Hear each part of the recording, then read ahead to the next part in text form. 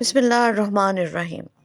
ایک غریب شخص بہت عبادت گزار اور کثیر العیال تھا۔ گھر کا خرچ وغیرہ اس طرح چلتا کہ گھر والے اون کی رسیاں بناتے اور وہ انہیں فروخت کر کے کھانے پینے کا سامان خریدتا۔ جتنا مال مل جاتا اسی کو کما کر اللہ عز و جل کا شکر ادا کرتے۔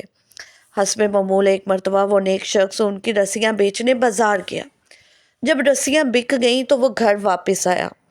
گھر والوں کے لیے کھانے کا سامان خریدنے لگا۔ اتنے میں اس کا ایک دوست اس کے پاس آیا اور کہا، میں سخت حاجت مند ہوں، مجھے کچھ رقم دے دو۔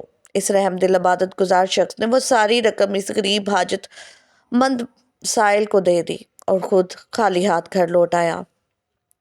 جب گھر والوں نے پوچھا کھانا کہاں ہے تو اس نے جواب دیا، مجھ سے ایک حاجت مند نے سوال کیا، وہ ہم سے زیادہ حاجت مند تھا، لہٰذا میں نے ساری رقم اس کو دے دی۔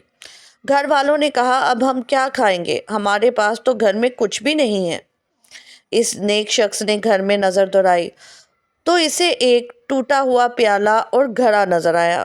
اس نے وہ دونوں چیزیں لیں اور بازار کی طرف چل دیا، اس امید پر کہ شاید انہیں کوئی خرید لے اور میں کچھ کھانے کا سامان لے آؤں۔ چنانچہ وہ بازار پہنچا لیکن کسی نے بھی اس سے وہ ٹوٹا ہوا پیالہ اور گھڑا نہ خریدا۔ اتنے میں ایک شخص گزرا جس کے پاس ایک خراب پھولی ہوئی مچھلی تھی۔ مچھلی والے نے کہا، تو میرا اپنے خراب مال کے بدلے خرید لے، یعنی یہ ٹوٹا ہوا پیالہ اور گھڑا مجھے دے دے اور مجھ سے یہ پھولی ہوئی خراب مچھلی لے لے۔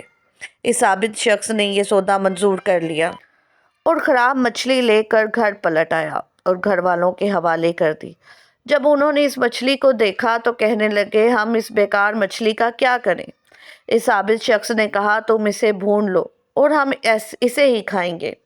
اللہ عز و جل کی ذات سے امید ہے کہ وہ مجھے رزق ضرور ادا کرے گا۔ چنانچہ گھر والوں نے مچھلی کو کاٹنا شروع کیا۔ جب اس کا پیٹ چاک کیا تو اس کے اندر سے ایک نہایت قیمتی موتی نکلا۔ گھر والوں نے اس عابد کو خبر دی۔ اس نے کہا، دیکھو اس موتی میں سوراخ ہے یا نہیں؟ اگر سوراخ ہے تو یہ کسی کا استعمال ہوا موتی ہوگا اور ہمارے پاس یہ امانت ہے۔ اگر اس میں سوراخ نہیں تو پھر یہ رزق ہے جسے اللہ رب العزت عز و جل نے ہمارے لیے بھیجا ہے۔ جب اس موتی کو دیکھا گیا تو اس میں سوراخ وغیرہ نہیں تھا، وہ کسی کا استعمال موتی نہیں تھا۔ ان سب نے اللہ عز و جل کا شکر ادا کیا۔ پھر جب صبح ہوئی تو وہ عابد شخص اس موتی کو لے کر جوہری کے پاس گیا اور اس سے پوچھا، اس موتی کی کتنی قیمت ہوگی؟ جب جوہری نے وہ موتی دیکھا تو اس کی آنکھیں پھٹی کی پھٹی رہ گئیں اور وہ حیران ہو کر کہنے لگا، تیرے پاس یہ موتی کہاں سے آیا ہے؟ اس نیک آدمی نے جواب دیا، ہمیں اللہ رب العزت عز و جل نے یہ رزق عطا فرمایا ہے۔ جوہری نے کہا، یہ تو بہت قیمتی موتی ہے اور میں تو اس کی صرف 30,000 درہم قیمت ادا کر سکتا ہوں۔ حقیقت یہ ہے کہ اس کی مالیت اس سے کہیں زیادہ ہے۔ تم ایسا کرو کہ فلاں جوہری کے پاس چلے جاؤ، وہ تمہیں اس کی پوری قیمت دے سکے گا۔ چنانچہ وہ نیک شخص اس موتی کو لے کر دوسرے جوہری کے پاس پہنچا۔ جب اس نے اس قیمتی موتی کو دیکھا تو وہ بھی اسے دیکھ کر حیران رہ گیا اور پوچھا، یہ تمہارے پاس کہاں سے آیا؟ اس عابد نے وہی جواب دیا کہ یہ ہمیں اللہ عز و جل کی طرف سے رزق عطا کیا گیا ہے۔ جوہری نے کہا، اس کی قیمت کم از کم 70,000 درہم ہے۔ مجھے تو اس شخص پر افسوس ہو رہا ہے جس نے تمہیں اتنا قیمتی موتی دیا ہے۔ بہرحال 70,000 درہم لے لو اور یہ موتی مجھے دے دو، میں تمہارے ساتھ 2 مزدور بھیجتا ہوں، وہ ساری رقم اٹھا کر تمہارے گھر تک چھوڑ آئیں گے۔ چنانچہ اس جوہری نے 2 مزدوروں کو درہم دے کر اس نیک شخص کے ساتھ روانہ کیا۔ جب وہ عابد اپنے گھر پہنچا تو اس کے پاس ایک سائل آیا اور اس نے کہا، مجھے اس مال میں سے کچھ مال دے دو جو تمہیں اللہ عز و جل نے عطا کیا ہے۔